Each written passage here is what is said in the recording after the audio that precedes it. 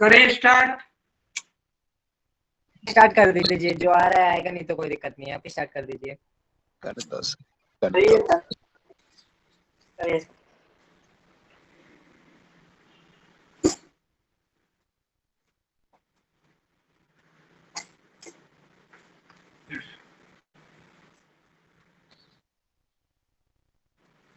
अब कितने बच्चे आ गए? सर 71 में दो आईडी आपके, तो 69, फिर 69 है अभी। चलो ठीक है। तो इसमें आप देखो कुछ इंपॉर्टेंट चीजें, हम लोग सर्किट पार्ट तो ज्यादातर पार्ट देख लिए हम लोग, 80-90% आपको सर्किट का जो इम्पोर्टेंट पार्ट आपको दिखा दिए। अब थ्योरी आपको खुद से देखना है, उसमें से कुछ इंपॉर्टेंट चीजें और है जिसको आज हम डिस्कस कर लेते हैं। लाइक हम बात करें number of addresses in an instruction. Instruction पहले होता क्या है? इंस्ट्रक्शन की हम बात करें तो इंस्ट्रक्शन क्या होती है भाई? इंस्ट्रक्शन होता क्या है? कमांड सर इंस्ट्रक्शन एक प्रकार का निर्देश होता है सर, जिसको मतलब तो ये निर्देश किसके लिए है? मेरे लिए, आपके लिए, आपके बच्चों के लिए, घर वालों के लिए, टीचर्स के लिए, किसके लिए? कैसे इंस्ट्रक्शन? कंप्यूटर के लिए होगा ना सर, कंप्यूटर के लिए। ठीक है, सही बताया। इंस्ट्रक्शन है, आप कहीं किसी को भी दे सकते हैं, कोई दिक्कत नहीं है, दैट इज कॉल्ड इंस्ट्रक्शन। लेकिन यहाँ पे जो हम इंस्ट्रक्शन की बात करें, this is a command given to computer to do something. Instruction देते क्यों है? एक पर्टिकुलर जॉब को परफॉर्म करने के लिए। क्लियर? तो पर्टिकुलर जॉब को परफॉर्म करने के लिए जो आप कमांड देते हैं, दैट इज कॉल्ड इंस्ट्रक्शन। तो इंस्ट्रक्शन के अंदर आपको दो चीजें कम से कम दिखनी चाहिए। जो इंपॉर्टेंट हम लोग एलिमेंट्स की बात करें तो elements of instruction, elements of instruction की बात करें तो आपके पास क्या क्या दिखेगा भाई? एक होगी आपके पास operation code,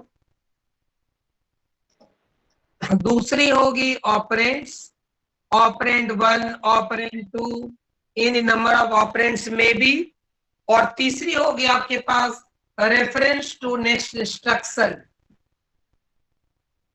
to next instruction. यहां तक क्लियर? यहां तक क्लियर है? Yes sir. Okay sir. अब तो बच्चे 90 पहुंच गए। बताना पड़ा ना सर, आ जाओ क्लास में। हम बताना पड़ता है भाई। 90 अभी 80 पे है। अच्छा कोई बात नहीं। देखिए इधर भाई, तो ये चार चीजें, तीन चीजें आपको हमेशा मिलेगा। ऑपरेशन कोड किसको बताता है भाई? ऑपरेशन कोड मीन्स ऑपरेशन को स्पेसिफाई करने के लिए रिस्पॉन्सिबल है। Which operation is required to be performed by the instruction, that is called operation. और इसको कोडेड फॉर्म में लिखते हैं तो that is known as operation code.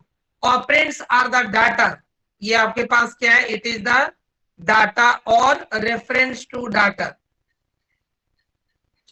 और ये क्या है? एक इंस्ट्रक्शन के रन होने के बाद आपकी कंट्रोल कहां पे चली जाती है? तो दूसरी जगह चली जाती है, दूसरे इंस्ट्रक्शन को रन करने में चली जाती है, तो that is called reference to next instruction. Clear? ये ऑपरेशन को स्पेसिफाई कर रहा है, ये डाटा जिसके ऊपर परफॉर्म होगी, और इस इंस्ट्रक्शन के रन होने के बाद कंट्रोल जाना कहां चाहिए, तो उसको स्पेसिफाई करने के लिए रेफरेंस टू नेक्स्ट इंस्ट्रक्शन की बात करते हैं। यहां तक क्लियर? Okay sir.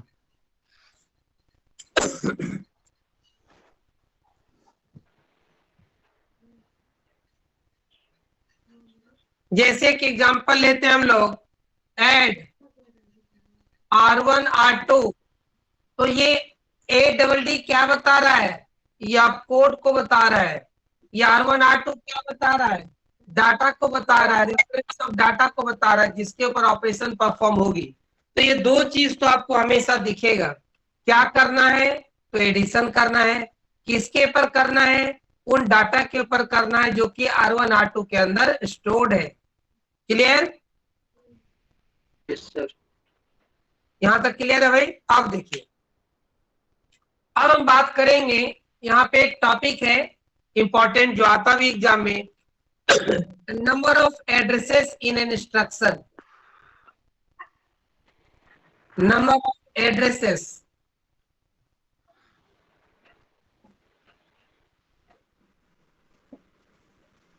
इंस्ट्रक्शन के अंदर नंबर ऑफ एड्रेसेस कितनी हो सकती है, कितनी एड्रेस वाली इंस्ट्रक्शन हो सकती है? तो एक है आपके पास when number of addresses in an instruction may be 3, number of addresses when 3. तो ऐसे मशीन को क्या बोलते हैं हम लोग? एक्यूमुलेटर। ऐसे मशीन को हम बोलते हैं जनरल पर्पस मशीन बोलते हैं। Clear? All those machines that uses instructions, all such instructions in which number of addresses are 3, such machines are known as general purpose machine. एक एग्जांपल लेते हैं हम लोग यहाँ पे इस तरीके से add A, B और C। इसकी क्या मीनिंग है भाई? कि A के अंदर रिजल्ट आएगा, B और C ऐड होके। क्लियर? अरे समझ समझ आ गया ना? Yes sir. Okay sir. तो जहां पे हम उन सारे इंस्ट्रक्शंस को यूज करें जहां पे 3 operands are involve, 3 addresses are involve, तो उसमें पहली जो ऑपरेंड होगी that will be use to represent the result and remaining will be use to represent the source operands. ये रिजल्ट के लिए और ये दोनों सोर्स ऑपरेंड्स के लिए। क्लियर?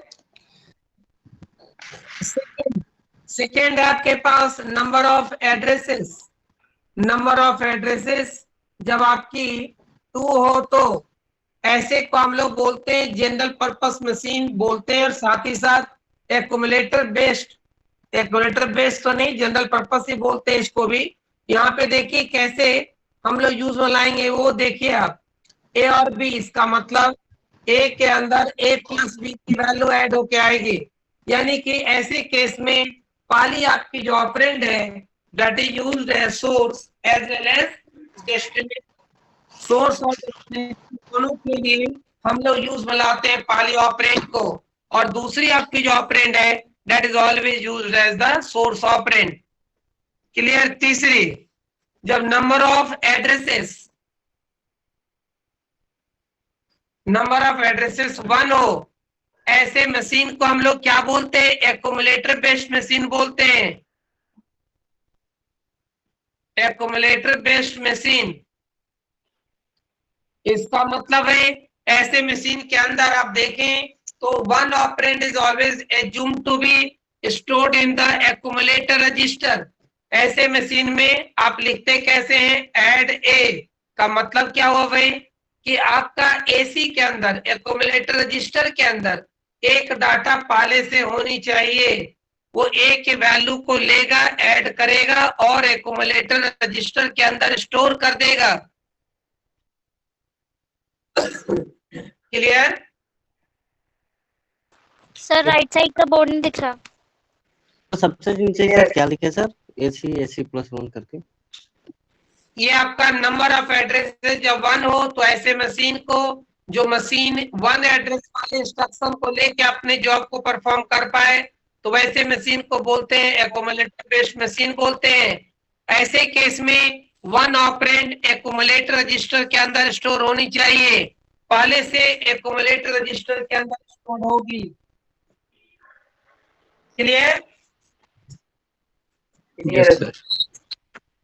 ये क्लियर है? 2 एड्रेस का मतलब क्या हो गया कि दोनों में सोर्स ऑपरेंड्स होगी। जैसे ऐड करने की बात करें, ए और बी के अंदर के वैल्यू को ऐड करेंगे, लेकिन वो ऐड होके जो पहली जो आपकी ऑपरेंड है उसको सोर्स के साथ साथ रिजल्ट को स्टोर करने के लिए भी यूज में लाते हैं। इन दोनों के वैल्यू लें, ऐड करें और ए के अंदर फाइनली स्टोर कर दें। और जहां पे 3 एड्रेसेस की बात करते हैं वहां पहली ऑपरेंड को हम यूज में लाते हैं डेस्टिनेशन के लिए, और जो रिमेनिंग 2 है उसको यूज में लाते हैं सोर्स के लिए। इन दोनों की वैल्यू को ऐड करेंगे, ऐड करके रिजल्ट को ए के अंदर स्टोर कर देंगे। अगर ए में भी कोई वैल्यू होगी पहले से, मान लो मैंने तीन वैल्यू 1 1 है तो सर ए के अंदर 2 आएगी वैल्यू। क्या क्या सर अगर ए में वो रीजन स्टोर करा दे 3 एड्रेस वाले में, फिर ए में ए की वैल्यू अगर मैंने ए में भी कोई वैल्यू है, फिर वो स्क्वायर नहीं करेगा? वो ओवरराइट हो जाएगा पहली केस में। ए में यदि पहले से कुछ वैल्यू है तो जब भी एडिशन होगी बी और सी की वैल्यू के ऊपर होगी, और जो रिजल्ट होगा उसके थ्रू ए की value will get over written. ठीक है सर। क्लियर? सेकंड वाले में होगी ना सर, अगर ए में वैल्यू है तो? सॉरी, 2 एड्रेस वाले में तो होगी ना, अगर ए में कोई वैल्यू है तो उसको भी ऐड करेंगे ना? तो एड्रेस में ए और बी दोनों के वैल्यू को लेगा, और फाइनली जो ए की वैल्यू थी वो ओवरराइट होके रिजल्ट के थ्रू ओवरराइट हो जाएगी। ठीक है सर। ये 2-4 बार एग्जाम में आया है शॉर्ट नोट्स, तो ये आप लिखेंगे। नेक्स्ट आपके पास चौथी होती है when the number of addresses is 0, number of addresses 0, ऐसे मशीन को हम क्या बोलते हैं? 0 एड्रेस मशीन भी इसको हम लोग बोलते हैं, 0 एड्रेस मशीन। इसका दूसरा नाम है स्टैक बेस्ड मशीन। स्टैक के बारे में आप पढ़ेंगे आगे 3rd सेमेस्टर में। स्टैक बेस्ड मशीन क्या होती है? स्टैक भाई, इसका मतलब यहाँ पे केवल और केवल आप लिखेंगे ऐड, बस कोई भी ऑपरेंड्स लिखने की जरूरत नहीं है। लेकिन ऐसे इंस्ट्रक्शन को समझने वाली जो मशीन है जिसका नाम दिया हम लोग 0 एड्रेस मशीन, जो कि 0 एड्रेस, कोई भी एड्रेस नहीं दिए फिर भी ये एडिशन ऑपरेशन परफॉर्म होगी, तो कैसे परफॉर्म होगी? डाटा कहां से आएगा? ये क्या इस सिस्टम की एजम्पशन है? तो ऐसे केस में हम लोग क्या एज्यूम करते हैं भाई? This system assumes all the data values are stored at the top of stack. ऐसे केस में स्टैक एक एरे है जो कि लीफो के ऊपर काम करता है। यहाँ पे values are already assumed to be stored, 5, 10, 15 इस तरीके से स्टोर्ड है। तो जैसे आप ऐड लिखेंगे तो ये कहाँ जाएगा? स्टैक के अंदर जाएगा। स्टैक से 2 वैल्यूज को निकालेगा, 15 और 10 को निकाला, 15 और 10 को निकाला, दोनों को ऐड किया और रिजल्ट को फिर इसी स्टैक के अंदर जाके स्टोर कर दिया। समझ आया? सर मैं ये कह रहा हूँ कि स्टैक जो होता है ना सर ये जो है आप फर्स्ट इन लास्ट आउट पे काम करता है सर? हाँ, ये काम करता लास्ट इन फर्स्ट आउट। जी sir. Last in first out पे काम करेगा। पहले आया वो यहाँ पे आ गया, एक टॉप होगा जो इसको इंडिकेट करेगा, फिर नेक्स्ट आया 10, यहाँ पे आ गया टॉप। तो इस तरीके से निकालने की बात करेंगी तो पहले 10 निकलेगा, देन 5 निकलेगा, इसलिए बोलते हैं लास्ट इन। स्टैक में सर कितने एलिमेंट निकाल के उनको ऐड करेगा? सॉरी, स्टैक में से सर कितने एलिमेंट को निकालेगा और उनको ऐड करेगा? ये तो डिपेंड करता है कि आप कितनी बड़ी स्टैक को डिक्लेयर करते हैं। आपकी स्टैक क्या है? जस्ट एक मेमोरी है जहां पे हम रिस्ट्रिक्शन लगा दिए। जैसे एरे, यदि किसी को पता हो, तुम लोग पढ़ लिए होगे सी में, एरे पढ़ लिए होगे, तो एरे के अंदर हम सिमिलर वैल्यूज को स्टोर करने के लिए रख दिए। अब इसमें हम रिस्ट्रिक्शन लगा दिए लास्ट इन फर्स्ट आउट। पहली आया, यदि हम इसको कर दिए ऐसे, देखना इधर एरे में ऐसे लिखते हैं आप A10, याद है? सी की क्लास हो चुकी है नया? एरे में ऐसे लिखते हैं। A10 का मतलब A के नाम से 10 स्पेस बना दिए, तो ये भी सिंपल एक एरे है, सिंपल एरे है। हम यहाँ पे साइज 10 दे दिए, 10 साइज स्पेस रिजर्व हो गया।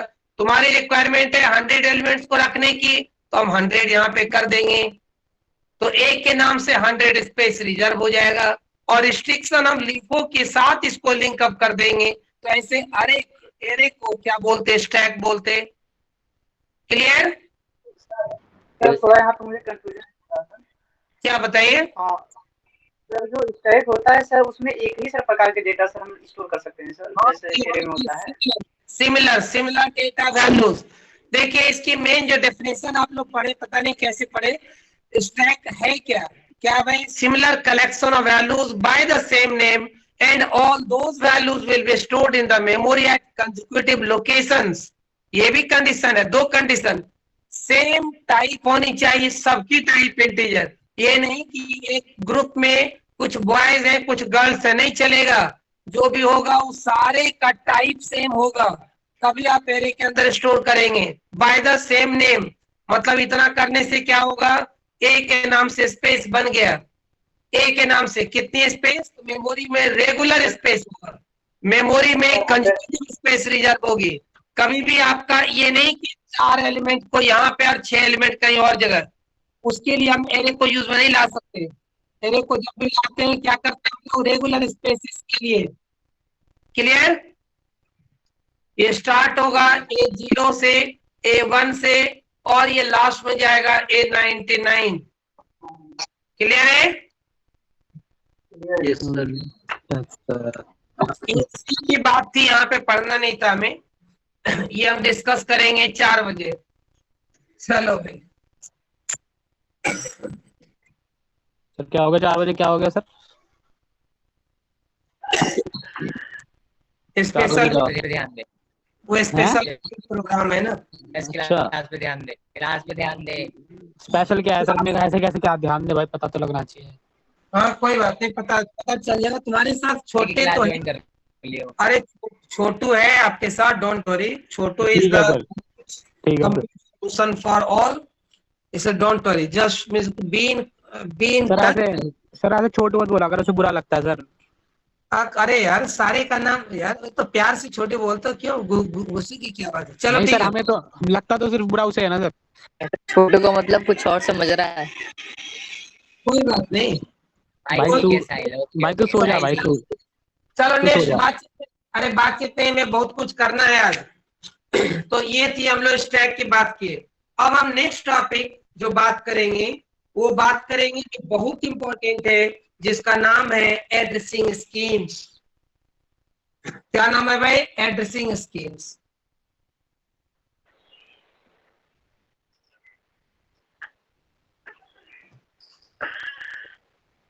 क्लियर? एड्रेसिंग स्कीम्स बहुत इंपॉर्टेंट है। VBI बच्चे इसको रट्टा लगाते हैं शाम में और सुबह साफ हो जाता है, तो इसको समझ लें। अभी आपको हम कुछ तंत्र मंत्र बताएंगे जो आपको भूलने नहीं देगा, और एग्जाम में आएगा तो आप परफेक्टली आप करके भी आएंगे। कितना करके आएंगे? जितना बुक में नहीं है उससे ज्यादा करके आएंगे। देखिए कैसे। एड्रेसिंग की मीनिंग सबको पता है। एड्रेसिंग जैसे हम बोले कि भाई छोटू कहाँ रहता है, उसकी एड्रेस आप बताएंगे हमें। स्कीम्स बताने का तरीका है। एक दूसरा बंदा अमन बोला कि भाई वो रहता कहाँ पे है, AD1 एड्रेस पे। छोटू कहाँ रहता है? AD1 पे। दूसरा बोला भाई, तपन बोला कि वो रहता कहाँ पे भाई, तो राजापुरी में। तीसरा बोला वो रहता है K1 राजापुरी में। चौथा बोला तिरंगा चौक के सामने वाली बिल्डिंग में। तो बताने का तरीका अलग अलग हो सकता है, लेकिन छोटू तो छोटू ही है ना। एड्रेस एड्रेस उसका वही रहेगा। तो इसीलिए इन सारे चीजों को, एक ही चीज को बताने का, और एड्रेस कहां पे रिसाइड कर रहा है, मेमोरी की एड्रेस को बताने की जो मैकेनिज्म है, that is known as addressing scheme. तो इसको हम शॉर्ट में क्या डिफाइन करेंगे टेक्निकली भाई? It is the mechanism, name of a mechanism to specify the address of operands where from where we can fetch data to perform any operation. Clear? Clear है भाई? Address को बताने का जो तरीका है, तो बताने का तरीका एक है आपके पास, और बताने के लिए पर एक टर्म और जान लीजिए। एक है आपके पास इफेक्टिव एड्रेस। इफेक्टिव एड्रेस किसको बोलेंगे भाई? इफेक्टिव एड्रेस एक ऐसी एड्रेस है, शॉर्ट में हम EA के नाम से जानेंगे। एक ऐसी एड्रेस जहां से आपको डायरेक्ट डेटा वैल्यू आपको मिले, ये आपकी इफेक्टिव एड्रेस है, जहां पे आपको डायरेक्ट डेटा वैल्यू मिलेगा। जहां पे 5 प्रेजेंट है, यदि AD1 लोकेशन पे है तो इफेक्टिव एड्रेस AD1 लोकेशन है। क्लियर?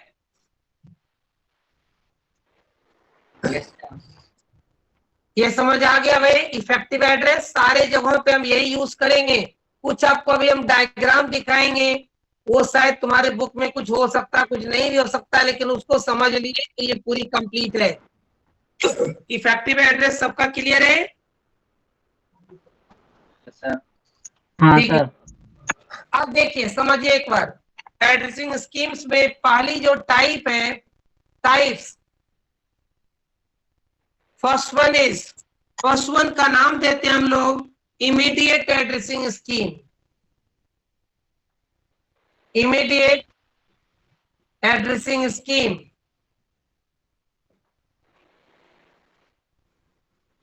इमीडिएट का क्या मतलब होता है भाई? Immediate means what? सडनली। कि जैसे भाई देखो, समझो एक बार, इमीडिएट मीन्स छोटू को भूख लगा और खाना तुरंत आ गया उसके सामने, this is called immediate.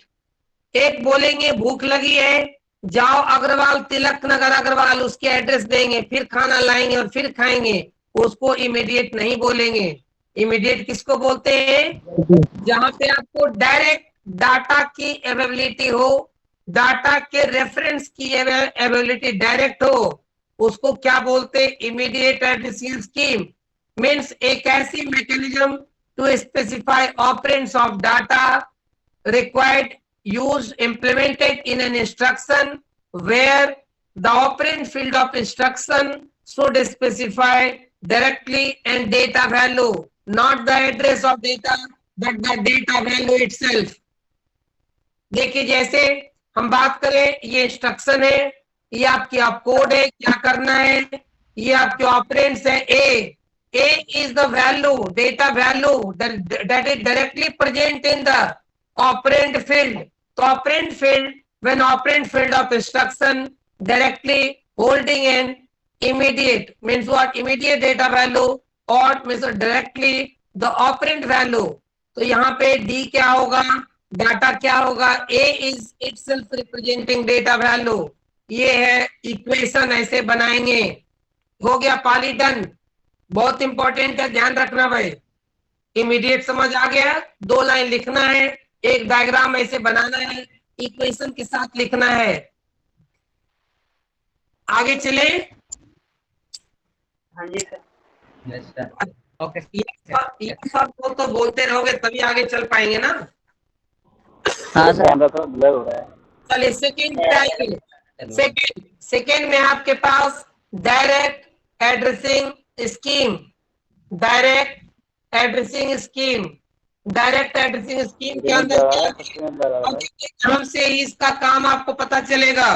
Direct addressing scheme, direct का मतलब है कि when the operand field of instruction is directly specifying a direct address, direct address को जो स्पेसिफाई कर रहा हो उसको क्या बोलते हैं हम लोग? Direct addressing scheme.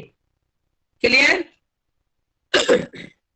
क्लियर भाई? देखिए यहाँ पे जैसे बात करें, ये आपके पास अब कोड है, ये आपकी ऑपरेंड है, यहाँ पे डायरेक्ट एक एड्रेस दे दिए, operand field of instruction is specifying and direct address, direct address 81 पे आप गए, क्या मिला आपको? डेटा वैल्यू मिला। यहाँ पे आपको डेटा वैल्यू मिल गया डायरेक्ट, तो इसलिए नाम है डायरेक्ट एड्रेस। जैसे आपको हम बता दें कि डायरेक्ट एक एड्रेस दे दें जहां पे आप जाएंगे और खाना मिलेगी, तो हो गया डायरेक्ट एड्रेसिंग स्कीम। खाना नहीं दे रहे, बट उस खाना जहां मिलेगा उसकी एड्रेस सबको बता दिया गया है, तो that is called direct addressing scheme. इसको हम इक्वेशन में कैसे डालेंगे बताइए भाई, कौन बताएगा? छोटो। इफेक्टिव एड्रेस कौन सी है? AD1 है। और डाटा क्या है? इफेक्टिव एड्रेस पे जो वैल्यू है, वैल्यू एट इफेक्टिव एड्रेस को ऐसे रिप्रेजेंट करते हैं ब्रैकेट में। ब्रैकेट डालने का मतलब होता है value at effective address. This is your effective address, हम पहले डिस्कस कर चुके हैं। Effective address is the address at which data value is directly present. So this is the actual location where data value is present. So equation should be represented like this way. Effective address is this is at which data is present. Data is what? Data is the value contents stored in this address, at this address, within this address. That is your data value. Clear? Yes, sir. तो graph और दो line, that's very very important to complete your complete sense को represent करने के लिए enough है। बस दो लाइन लिखना है। क्या भाई? Here the operand field of instruction will specify A direct address. Clear?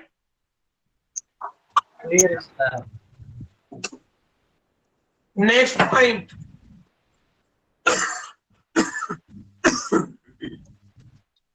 Next हम थर्ड में बात करते हैं इनडायरेक्ट एड्रेसिंग स्कीम।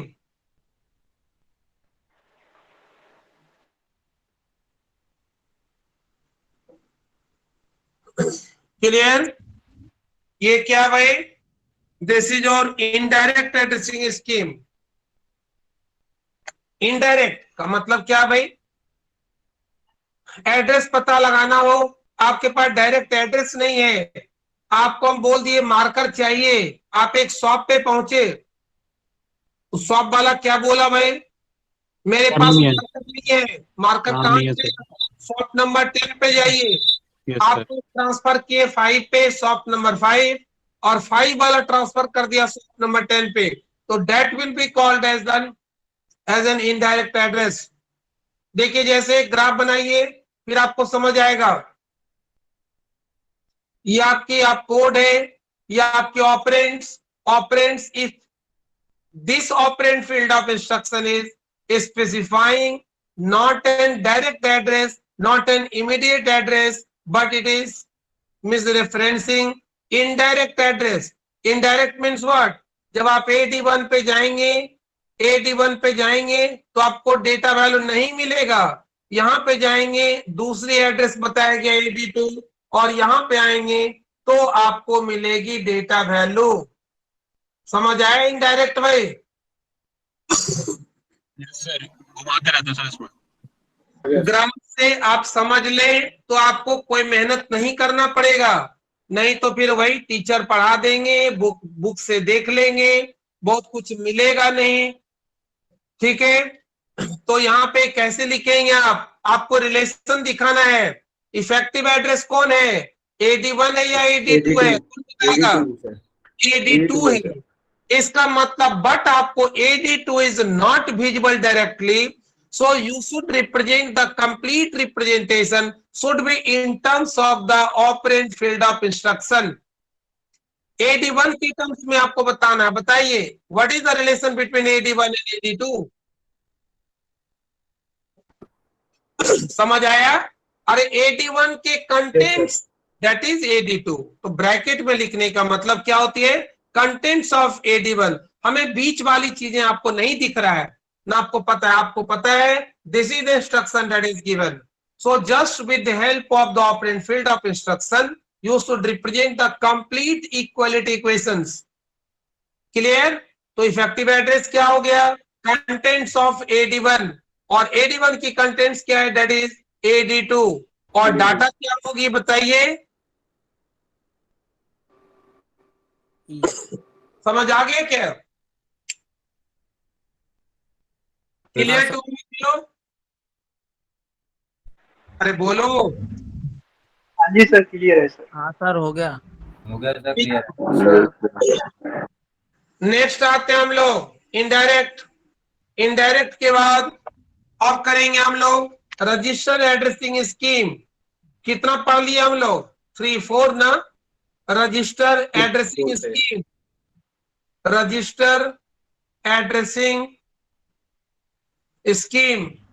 इसके अंदर डायरेक्ट एड्रेस की तरह है, it is similar to the direct addressing scheme, but the major difference is here the operand field of instruction will specify not the direct address, but instead of specifying direct address, it will here specify a register where in which data value is directly present तो just like a direct addressing scheme की तरह है, but here the difference is in place of the register reference, in place of the memory reference, there is a register reference. Clear? बताइए भाई, effective address कौन सी है? Data क्या है? ये क्लियर? Yes sir. हाँ सर। नेक्स्ट हम बात करेंगे रजिस्टर इनडायरेक्ट। इसी में रजिस्टर इनडायरेक्ट की बात करें, क्या चेंजेज होगा? रजिस्टर इनडायरेक्ट स्कीम क्या होगा भाई? इनडायरेक्टली रजिस्टर देगा सर। बताइए सर क्या अभी ये भी होगा? सर ये भी घुमाएगा सर अब। घुमाएगा? चलो फिर छोटू आर के अंदर AD1 और AD1 के अंदर सर डाटा। बस आप बताइए। हाँ सर वही तो मैं कह रहा था। सही है सर। बताइए effective address bracket R. Bracket R, right. कौन बोला? सर साहिल। अच्छा साहिल बन गया, छोटू बन गया आज साहिल। चलो ठीक है, एकदम राइट है। नहीं सर वो तो किशन ही है सर। कोई बात नहीं। अरे यार एक का नाम मत दो छोटू यार, हर एक टाइम चेंज करते रहो। This is a changing environment. ठीक है सर, अब से साहिल है सर। ठीक है, कभी हम तुम्हारा भी नाम रख देंगे। क्या नाम है मैं तो सर मैं तो हूँ सर, मैं तो बचपन से हूँ सर। अच्छा तुम तो बचपन ही तुम्हारा उसी में छोटू में बीता। हाँ ठीक है, तो इफेक्टिव एड्रेस पे जो वैल्यू है that is data. Clear? Yes sir. ये देख लिया हम लोग, यहाँ तक क्लियर है सबका? 5 का 5 क्लियर। अब बात करेंगे हम लोग डिस्प्लेसमेंट। हटा दे।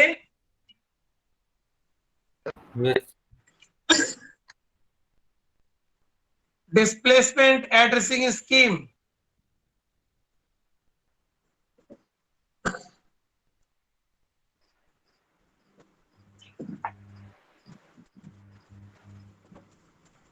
डिस्प्लेसमेंट एड्रेसिंग स्कीम क्या भाई? तो it is the combination of, it combines the features of direct addressing scheme and indirect register addressing scheme. समझ आया? ये क्या क्या कंबाइन करता है भाई? डायरेक्ट एड्रेसिंग स्कीम के फीचर को, डायरेक्ट एड्रेसिंग स्कीम, और plus indirect register addressing scheme को। इन दोनों को एक साथ ये कंबाइंडली रिप्रेजेंट कर रहा है displacement addressing scheme. So it is called much more powerful than that of previous remainings. अब देखिए ये कैसे रिप्रेजेंट करेंगे भाई? कभी कभी इसका नाम हम डिस्प्लेसमेंट क्यों दिए? अरे नाम के पीछे कुछ न कुछ तो काम होगा ही, नहीं तो नाम हम देते ही नहीं ऐसा।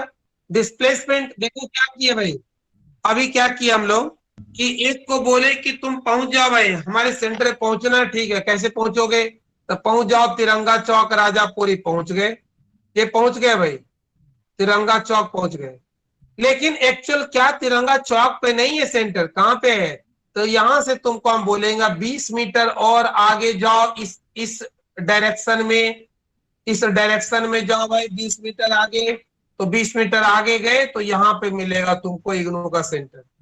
तो ये क्या है? This is what. पहले एक एड्रेस का बताना जो आपको यहाँ पहुंचाया, और फिर उस एड्रेस में 20 मीटर डिस्प्लेसमेंट देना, और देने के बाद एक्चुअल लोकेशन पे आपको पहुंचा देना। So this is more powerful. समझ आया? इसका नाम डिस्प्लेसमेंट क्यों है? पहले एक डायरेक्ट रजिस्टर स्कीम के थ्रू एक डायरेक्ट एड्रेस मिलेगा जहां पहुंच जाएंगे।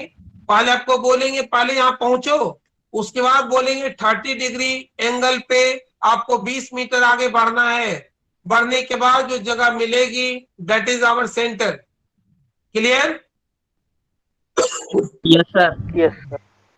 तो इसीलिए यहाँ दो चीज हम डिस्प्लेसमेंट क्यों, क्योंकि एड ऑन होने के बाद फाइनल इफेक्टिव एड्रेस आपको मिल पाएगा। इसीलिए अब इसी बात को हम डायग्राम में देखें तो देखिए डायग्राम में कैसे दिखाएंगे।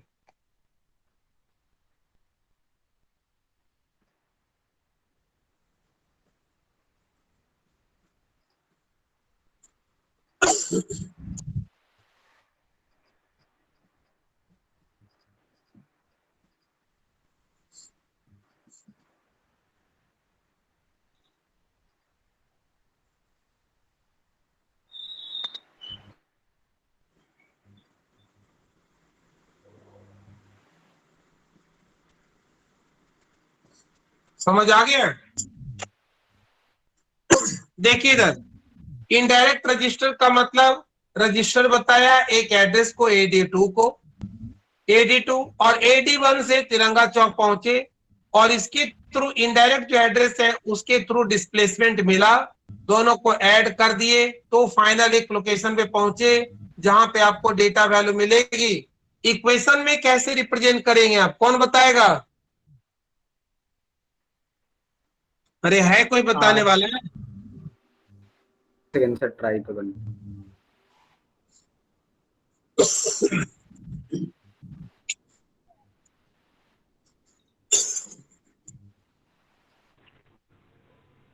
Sir value of are.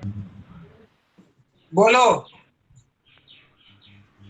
Sir value of R. Value of R plus address sir AD1 AD2 हमेशा बताना है इनके ही टर्म्स में, बता दिए अब सही बताए। और डाटा क्या होगा? EA। क्लियर? हाँ सर। Sir clear. अटेंडेंस ले लिए? अटेंडेंस? हाँ सर हो गया है, ले लिया सर। अटेंडेंस एक बार भेज दिए?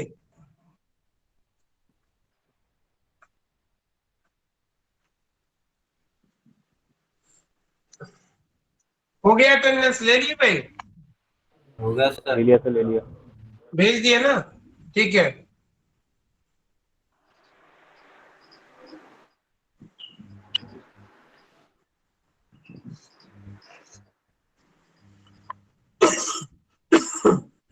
अब देखिए अब क्या करेंगे हम लोग। एक है नेक्स्ट आपके पास स्टैक एड्रेसिंग स्कीम भी है। स्टैक एड्रेसिंग स्कीम का क्या मतलब होता है भाई? हम चाहे तो सारे एड्रेसिंग स्कीम्स जो कुछ भी अभी तक आप पढ़े that can be implemented through stack also. Stack के थ्रू भी इम्प्लीमेंटेशन पॉसिबल है, ठीक है। स्टैक के थ्रू भी इम्प्लीमेंटेशन पॉसिबल है इनके। क्लियर? जैसे हम बात करें ये स्टैक है, कोई बात करे इमीडिएट को रिप्रेजेंट करना हो, कोई बात नहीं भाई, सेम ये हो गया इमीडिएट की रिप्रेजेंटेशन। क्लियर ना? तो हम स्टैक के थ्रू रिप्रेजेंट कर देना क्या कहलाता है? Stack addressing scheme. क्लियर? सारे एड्रेसिंग स्कीम को आप देख चुके हैं। इनडायरेक्ट, डायरेक्ट एड्रेसिंग स्कीम कैसे रिप्रेजेंट करेंगे? ये आपके पास AD1 है, AD1 गए, ये आपकी AD1 लोकेशन है जहां पे डाटा आपकी स्टोर्ड है। ये हो गया implementation of direct addressing scheme. Clear? तो हम इस तरीके से जब सबको स्टैक के थ्रू रिप्रेजेंट कर देते हैं that becomes stack addressing scheme. Clear ना? आगे चले। Yes sir. ठीक है, डायग्राम नोट करने दो एक सेकंड। स्टैक के थ्रू हम सारी की रिप्रेजेंटेशन कर सकते हैं, सारी की रिप्रेजेंटेशन कर सकते हैं।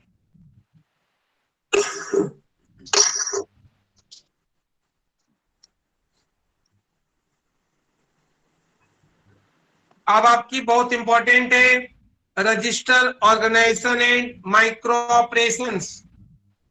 ठीक है? रजिस्टर ऑर्गेनाइजेशन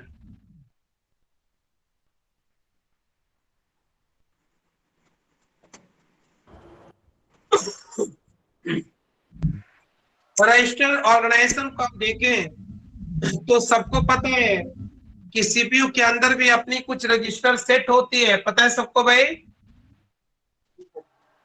यस सर पता है। एक मिनट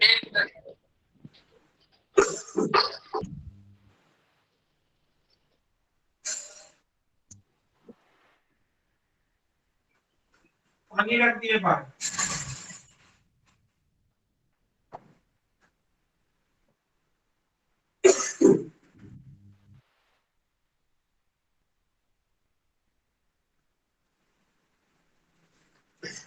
ठीक है, तो हम रजिस्टर ऑर्गेनाइजेशन की बात कर रहे हैं। सीपीयू के अंदर जो कंपोनेंट्स है कंप्लीट प्रोसेसर के अंदर, क्या भाई? एएलयू, सीयू और सीपीयू रजिस्टर्स, पता है सबको इतनी ही बात? Yes sir.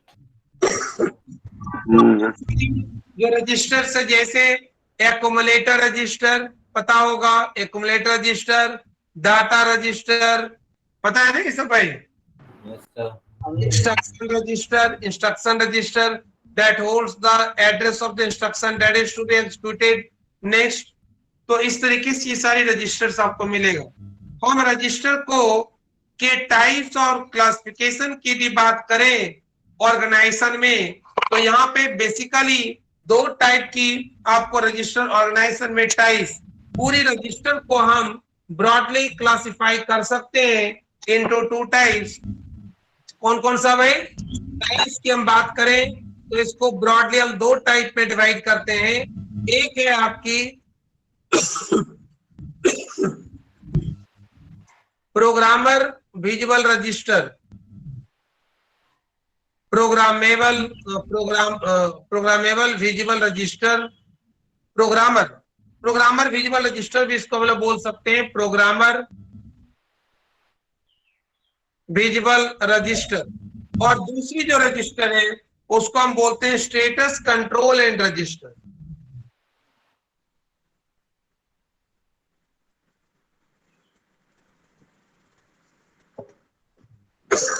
ठीक है, तो ब्रॉडली हम ये दो टाइप में डिवाइड कर देते हैं। क्या क्या भाई? प्रोग्रामर विजुअल और status control and registers. Programmer visual के अंदर उन सारे रजिस्टर्स को रखते हैं that are mainly assumed to be visible by the programmer, means उन सारे रजिस्टर जिसको programmer during the assembly language programming दे में यूज। क्लियर? तो इसको भी हम चार टाइप पे डिवाइड कर देते हैं। एक है आपके पास, ये सारी थ्योरी आपको मिल जाएगा, जनरल पर्पस रजिस्टर्स, सेकेंड आपके पास डाटा रजिस्टर्स, थर्ड आपके पास एड्रेस रजिस्टर्स, चौथी है आपके पास condition codes registers. Important topic है ये, क्योंकि पढ़ के जाएंगे भाई। जनरल पर्पस कौन सा है? General purpose registers, data registers, address registers और कंडीशन कोड्स रजिस्टर्स हम शॉर्ट में लिख दिए। ठीक है, तो जनरल पर्पस रजिस्टर्स के अंदर जनरली वो सारी रजिस्टर्स आती है जिसको प्रोग्रामर में use during the assembly language programming, like AX, BX, CX, DX, ये सारी जो रजिस्टर्स है 16 बिट्स, इसको हम रखते हैं जनरल पर्पस रजिस्टर्स में। डाटा रजिस्टर पता ही है, डाटा रजिस्टर डाटा को होल्ड करने के लिए, एड्रेस को रिप्रेजेंट करने के लिए, और कंडीशन कोड्स रजिस्टर जो कि 1 बिट की फ्लैग है, कंडीशंस को जैसे कभी आपके ऑपरेशंस में कुछ फ्लैग आया, कोई भी आया, जैसे निगेटिव नंबर्स, आंसर आपको निगेटिव मिलती है तो negative flag will be settled उसके लिए। नेक्स्ट हम बात करते हैं, बहुत इंपॉर्टेंट ये भी है, status and control registers. Status and control में क्या होती है भाई? हर एक ऑपरेशन के साथ उसकी स्टेटस को बताने वाला कौन है, तो ये बताने वाला इंटरनली 1 बिट की फ्लैग रजिस्टर्स होती है, 1 बिट फ्लैग रजिस्टर। बहुत सारी 1 बिट फ्लैग रजिस्टर्स होती है जिसकी ड्यूटी होती है कि एज पर the status of the operations that flag registers will get setted और रीसेटेड। लाइक हम बात करें एक साइन फ्लैग, साइन फ्लैग का मतलब क्या होता है भाई? जब आपके ऑपरेशंस की साइन नेगेटिव आपको मिले तो ये साइन फ्लैग सेट हो जाएगा 1, वन सेट होने का मतलब है ऑपरेशंस की जो टाइप है, साइन है, वो निगेटिव है। यदि इसको 0 से सेट कर दिए मतलब ऑपरेशंस की जो टाइप है, जो रिजल्टिंग वैल्यू है, वो पॉजिटिव टाइप है। क्लियर? जीरो फ्लैग सेकेंड होती है जीरो फ्लैग। जीरो फ्लैग कब सेट होगा? जब ऑपरेशंस की result of operation value is zero. Zero flag set हो गया मतलब ऑपरेशन की जो रिजल्ट वैल्यू है वो आपकी जीरो है।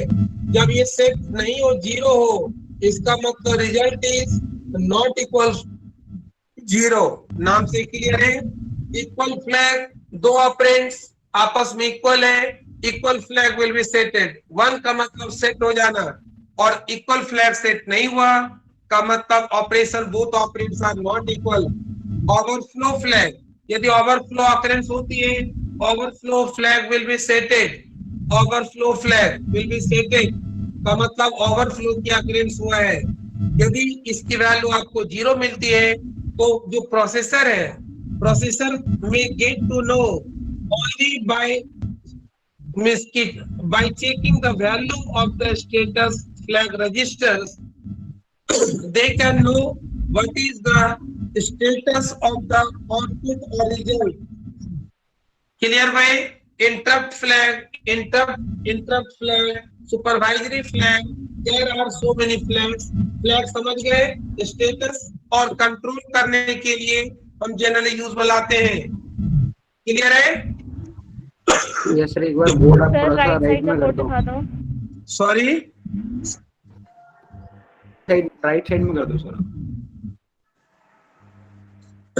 इसमें बहुत सारी फ्लैग है।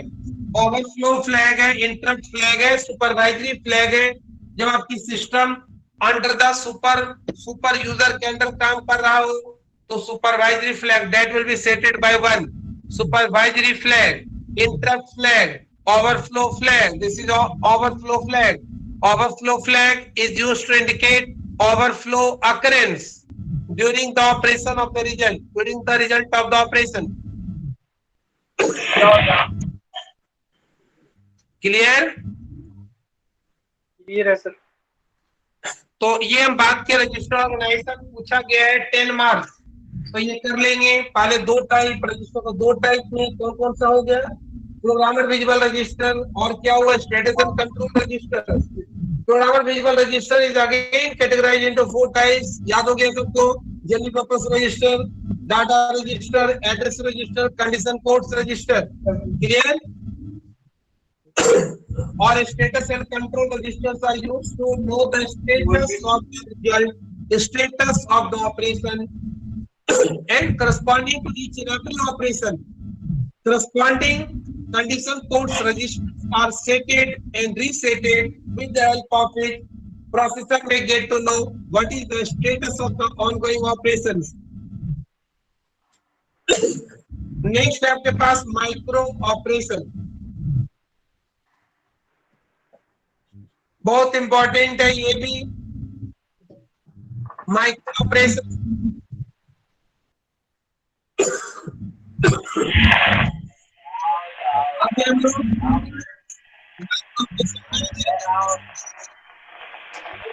अरे भाई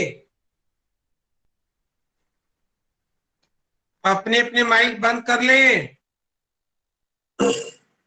ठीक है, माइक्रो ऑपरेशन समझिए भाई। माइक्रो ऑपरेशन क्या है? उन सारे these are all the primitive operations called the primitive operations, और उन सारे ऑपरेशंस को माइक्रो ऑपरेशंस बोलते हैं that are performed on the data stored in the registers. समझ आया? Micro operations are the operations that are these are the primitive operations that can be performed on the data stored in the registers. मतलब data हमेशा register में ही होनी चाहिए। Register में रखी गई डाटा के ऊपर ऑपरेशन को जब आप परफॉर्म करते हैं तो उसको क्या बोलते हैं हम लोग? माइक्रो ऑपरेशन बोलते हैं। क्लियर? क्लियर है सर। Yes sir. अब हमारे पास कौन कौन सी टाइप्स हैं?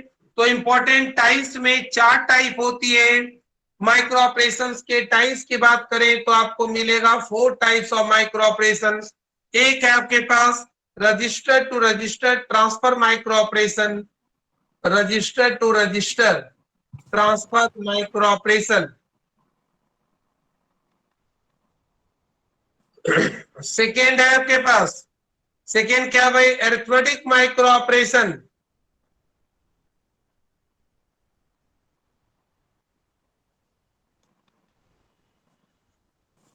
तीसरी होती है लॉजिक माइक्रो ऑपरेशन,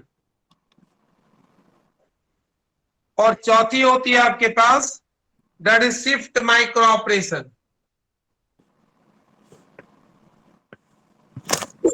हर एक एग्जाम में एक क्वेश्चन मिलेगा ही। जनरली ये दो बहुत इंपॉर्टेंट है, 3 तक बोल सकते हैं। इसकी तो कुछ सेंस नहीं है लास्ट वन की। होता ये 4 टाइप है, क्लियर है? आ जाए 1 बाय 1। अरे आ जाए। जी सर। Yes sir. हाँ सर।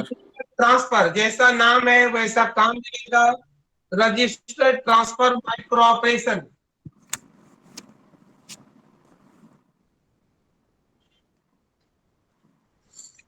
समझिए एक बार, रजिस्टर ट्रांसफर माइक्रो ऑपरेशन में हम करने जा रहे हैं भी register transfer micro operation.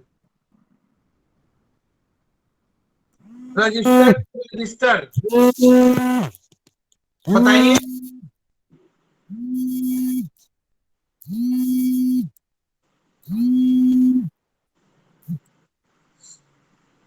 Clear? देखिए register to register transfer operation में अभी हम करने जा रहे हैं 4 bit taking 4 register, 4 bit bus system को यूज में लाके इसके अंदर होता क्या भाई, contents of 1 register that can be viewed as to be transferred to another register, that is so it's name is register to register transfer micro operation. देखिए कैसे हम बात करें, सपोज आपके पास 4 रजिस्टर है, दिख रहा है सबको? दिख रहा है।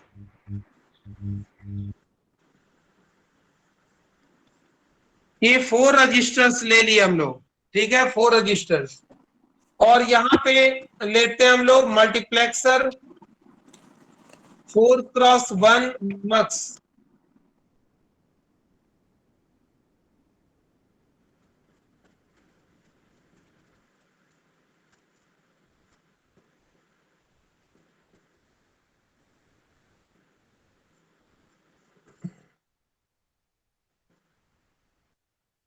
फोर मल्टीप्लेक्सर ले लिए, यहां तक क्लियर? 4x1 मक्स ले लिए मल्टीप्लेक्सर, और ये 4 रजिस्टर। 4 रजिस्टर की जो आपके पास है वो क्या भाई, ABCD नाम दे दिए, ABCD रजिस्टर का। ये सारे रजिस्टर 4 बिट साइज की है, जो 4 bit size, 4 bit size means इसका नाम क्या है, एक बिट है A0, A1, A2 और A3। सेम तरीके से इसका भी नाम है, मतलब 4 बिट्स का नाम दे दिए, B0, B1, B2 और B3। क्लियर? इसका भी नाम है C0, C1, C2 and C3। ये क्या है, D0, D1, D2 और D3। क्लियर है? क्लियर है सर। ले लिए। अब देखिए कैसे ट्रांसफर हो रहा है। हम जब चाहें तो A की वैल्यू, कभी B की, कभी C की, कभी D की वैल्यू, ये कैसे आउटपुट पे ट्रांसफर हो रहा है हम आपको ये दिखाने की कोशिश कर रहे हैं।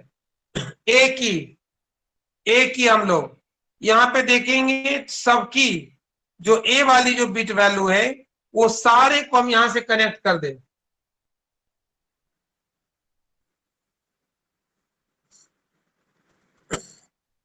ये जो सेकेंड आपकी जो B वाला है इसको भी कनेक्ट कर दें। थोड़ा सा इसको और लेते हैं इधर से,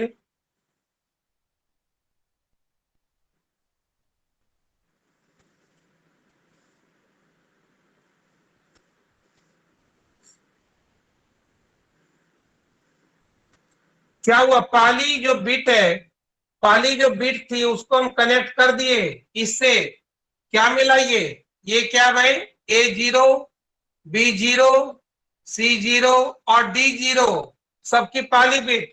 सेम तरीके से यहाँ पे ये कनेक्ट हो गया A1, B1, C1 और D1। सेम तरीके से A2, यहाँ कनेक्शन करके नहीं दिखा सकते, नहीं तो पूरी बहुत ही मिक्सअप हो जाएगा। A2, B2, C2 और D2, यहाँ पे A3, B3, C3 और D3। अब देखिए क्या हो रहा है,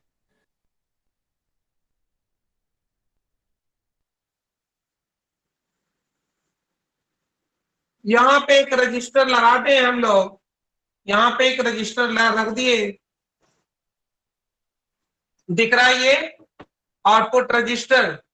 देखिए यहाँ पे क्या मिला आपको रिजल्ट, ये सारी क्या आपके पास मल्टीप्लेक्सर, सिलेक्शन लाइन सब में जोड़ दिए, दो ये लाइन है, selection line, selection line S0, S1, S0, S1, S0, S1।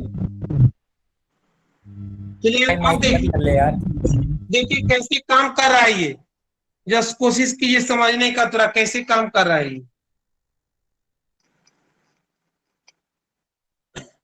देखिए कैसे काम कर रहा है ये भाई, जब S0, S1 की वैल्यू 0, 0, 0, 1, 1, 0, 1, 1, यहाँ पे आउटपुट पे क्या मिलेगा, AI, यहाँ पे BI, CI और DI। देखिए क्या हुआ, जब इन दोनों की वैल्यू, सारे की वैल्यू, मल्टीप्लेक्सर के लिए सबको पता है सिलेक्शन लाइंस की जरूरत होती है। ये मल्टीप्लेक्सर 4x1 ले लिए, 4x1 के लिए मल्टीप्लेक्सर की सिलेक्शन लाइंस कितनी होगी, 2 होगी, नाम दे दिया S0, S1। जब इसकी वैल्यू 0, 0 होगी तो AI को आउटपुट पे लाया, AI का मतलब है I means A0, A1, A2, A3, यहां से लाया, किसको लाया, देखिए ये है A0, ये है B0, C0 एंड D0। तो A0 यहां से लाया A0, यहां से A वाला A1, यहां से A2, यहां से A3, क्या मिला यहाँ पे A0, A1, A2, A3, वो क्या है, that is the contents of register A. It means we can assume all the bits of register A that are going to transfer down the output register. So its name is register to register transfer micro operation.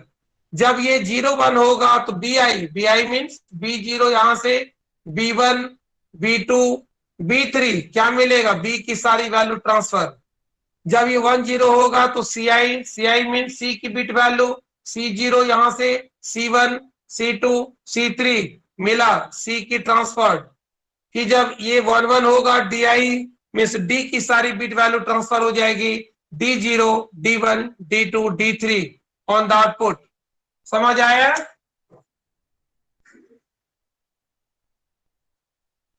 अरे आया समझ में, yes sir.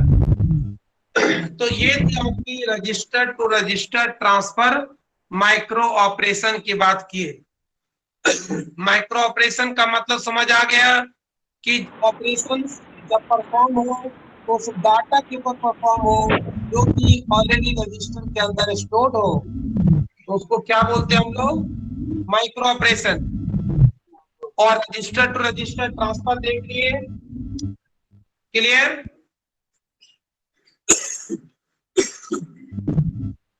अब हम लोग arithmetic micro operation, जो बहुत ज्यादा इंपॉर्टेंट है, अरिथमेटिक बहुत ज्यादा, वो तुमको arithmetic micro operation 4 bit arithmetic circuit बनाने के लिए आएगा इस तरीके से करें। आउटपुट में क्या लिखा हुआ है? अरे हटा दें इसको, अच्छा हटा दो।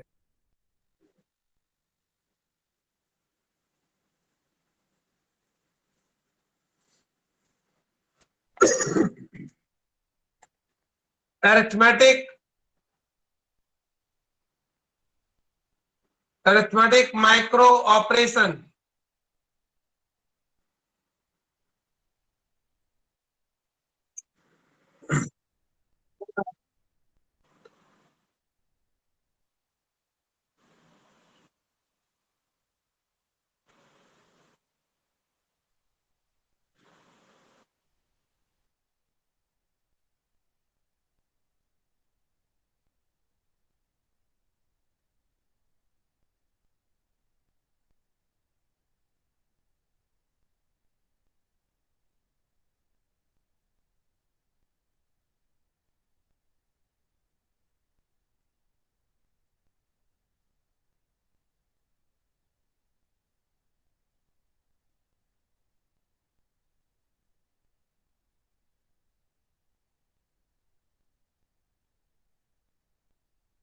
नहीं, एक दो तो मैं मिस कर गई, उस दिन ऑफिस था पर ध्यान से निकल गया मेरा, और 2 बार दिया तो सही नहीं गया, मतलब क्वेश्चन बताया तो मैंने पूछा मैम से तो उन्होंने कुछ बोला नहीं।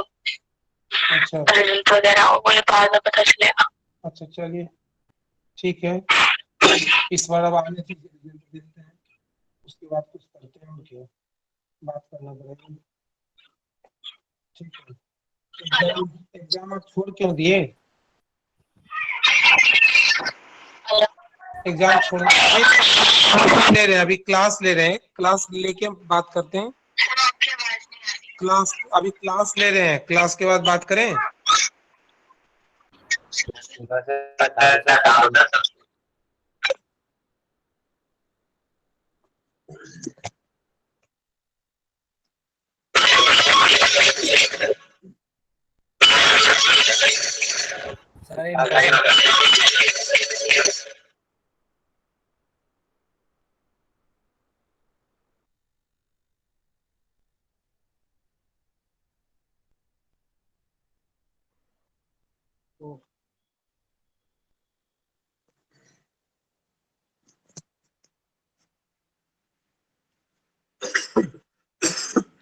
अरिथमेटिक ऑपरेशन, अरिथमेटिक में हम लोग 4 बिट अरिथमेटिक की बात करेंगे। अभी सुन पा रहे हैं? हाँ सर। 4 बिट अरिथमेटिक ऑपरेशन आप 6 बिट 8 बिट भी कर सकते हैं। जनरली ये 4 बिट आता है एग्जाम में, मेनी टाइम्स आ चुका है। कैसे परफॉर्म करेंगे, इसके अंदर करना क्या होगा एक्चुअल में, ये समझिए। अब क्या है 4 बिट अरिथमेटिक ऑपरेशन? समझिए कि ये है आपके पास A0 A1 A2 A3, ये क्या, these are all the bits of a register. दूसरी आपके पास B0 B1 B2 और B3, इन तीनों को ऐड करना है। तो कैसे ऐड करेंगे आप, कैसे ऐड करेंगे?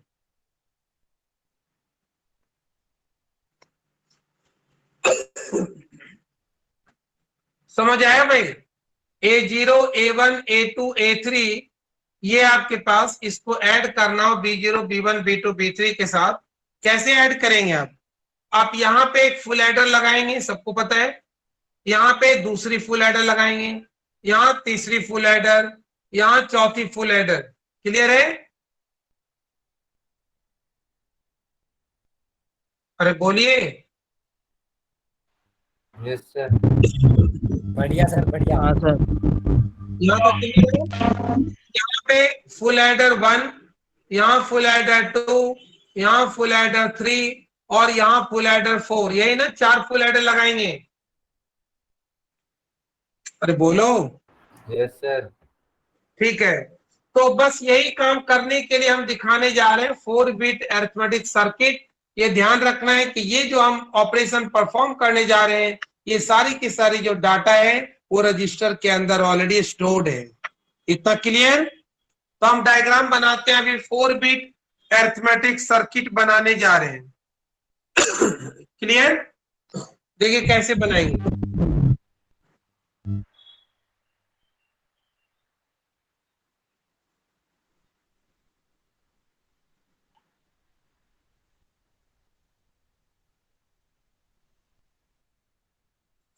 ये ले रहे हैं हम लोग मल्टीप्लेक्सर ले रहे हैं 4x1 मक्स, 4x1 मक्स। ये भी है 4x1 मक्स, ये भी ले लिए 4x1 मक्स। क्यों लिएंगे अभी देखिए पता चलेगा आपको कि ऐसा क्यों लिए हम लोग।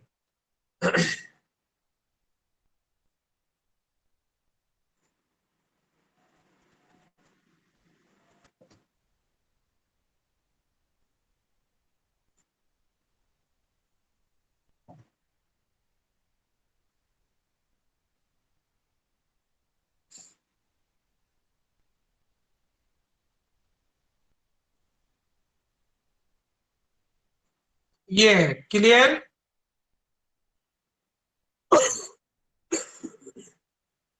यहां तक clear. Full adder 1, full adder 2, full adder 3 and full adder 4 ले लिए, 4 एडर्स ले लिए। यहाँ पे क्या करेंगे हम लोग कि पहले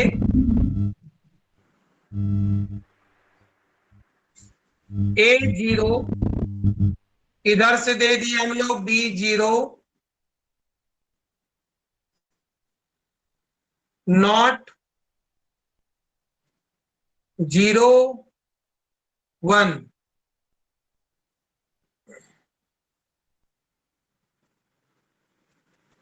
S0 कैरी आया C0, प्रीवियस कैरी यहां से भी होगी, प्रीवियस कैरी जो भी आप लेना चाहते हैं ले लीजिए, प्रीवियस कैरी कुछ ले लिए PC। अब यहां पे फिर A1 B1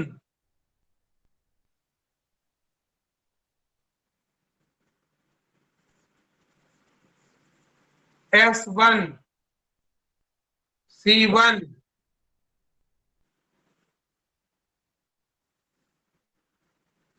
A2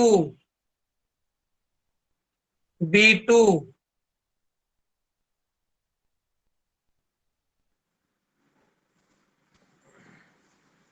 S2 C2 A3 B3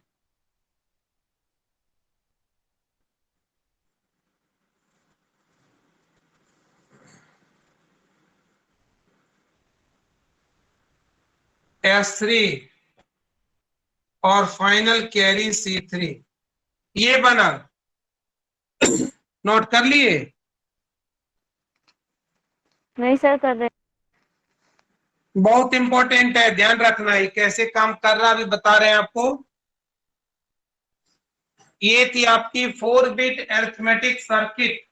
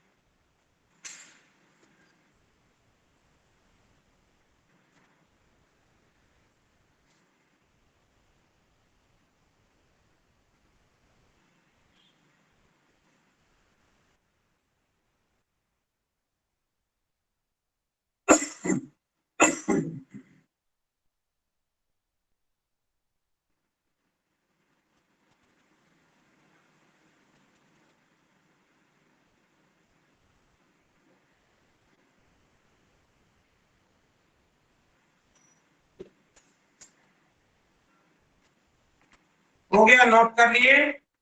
देखिए यस सर। देखिए कैसे काम कर रहा है, ये समझने की कोशिश कीजिए। पिक्चर ले लीजिएगा।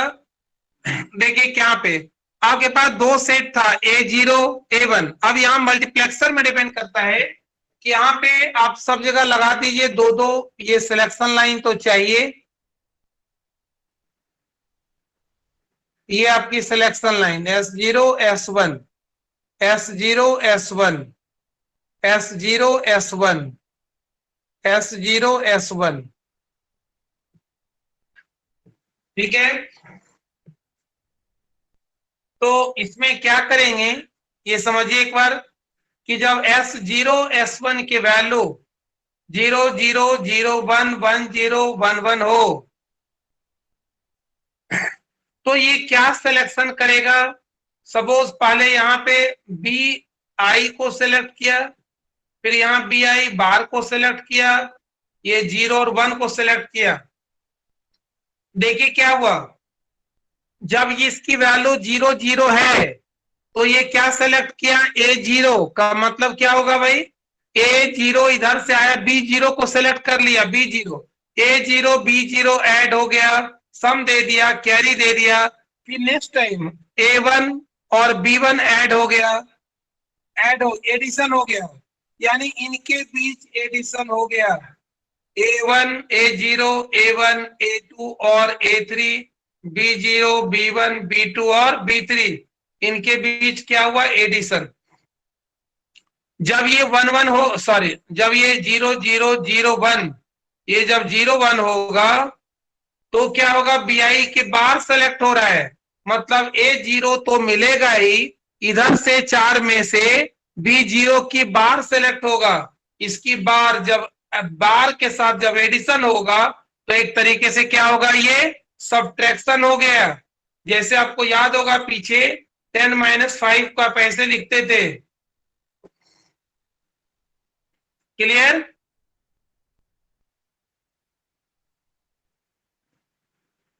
क्लियर है ना। Yes sir. Yes sir. अरे ये क्या था, इट इज द, ये क्या है आपके पास, बार ऑफ 5 मतलब 2's complement 1's complement, complementary part of 5। तो यहाँ पे जब हम इसमें लेंगे 0 1 तो उसकी बार सेलेक्ट हो रहा है, ये नहीं ये सेलेक्ट हुआ, तो क्या मिला, A0 प्लस B0 बार, A1 प्लस B1 की बार, A2 प्लस B2 की बार, A3 प्लस B3 की बार, मतलब सब्ट्रैक्शन हो गया। फुल एडर करेगा एडिशन, बट बार के साथ एडिशन हो रहा है, मतलब वो एक टाइप की सब्ट्रैक्शन। फिर इन 4 में से जब 0 सेलेक्ट होगा तो क्या होगा भाई, जब 0 लेगा तो क्या होगा, A0 plus 0 A0, A1 plus 0 A1, A2 plus 0 A2, A3 plus 0 A3, मतलब नो चेंज। और 1 ले लेंगे तो क्या होगा, इंक्रीमेंट हो जाएगा, A0 plus 1 B0 A1 plus 1 A2 plus 1 A3 plus 1। तो ये समझ आ गया कैसे काम कर रहा है। हम यहाँ पे 4 ऑपरेशंस को दिखाए कि एक साथ मल्टीप्लेक्सर ले लेने से 4 में से कोई भी एक सेलेक्ट होगा एट ए टाइम। समझ आया। अरे आ गया समझ में, क्या नहीं समझ आया बोलो। हाँ जी ठीक है, सही है। कहीं दिक्कत है तो बताओ भाई, बहुत इंपॉर्टेंट था, एग्जाम ऐसे दे देगा। आप बनाइए 4-bit arithmetic circuit for micro operations involving 4 multiplexers and 4 full adders, यही बनेगा।